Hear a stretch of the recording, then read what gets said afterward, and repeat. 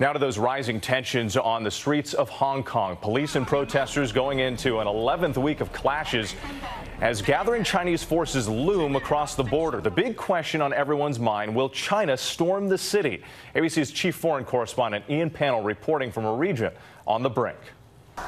Tonight, tensions mounting in Hong Kong.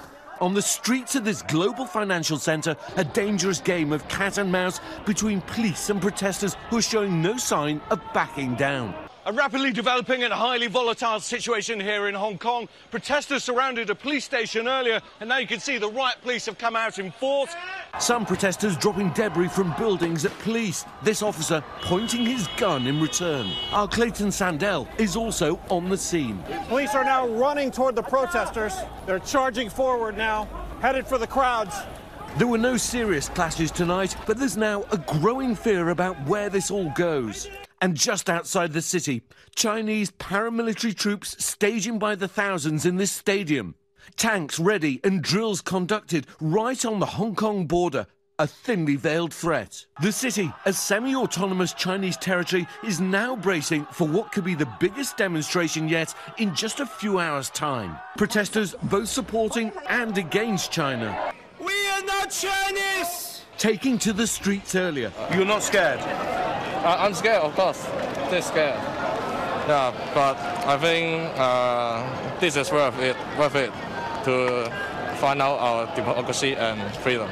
China's leaders warning they've enough power to quell this unrest. 11 weeks of clashes started with protesters successfully delaying a proposed extradition bill with China. This week coming to a head in violent altercations in one of the world's busiest airports, and tonight fears it'll only get worse.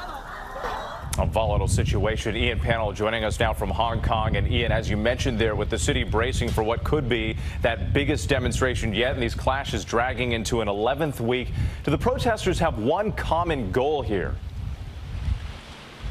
Well, look, the protesters have 5 key demands, but they do all revolve around having more freedom and control and resisting what they see as Chinese interference in their own affairs. But for China, they fear that what this is really about is trying to get independence. And if they make any concessions here, it'll set a dangerous precedent back home. And the gulf between these two sides is now dangerously wide. Whit? Ian Pannell in Hong Kong for us. Thank you.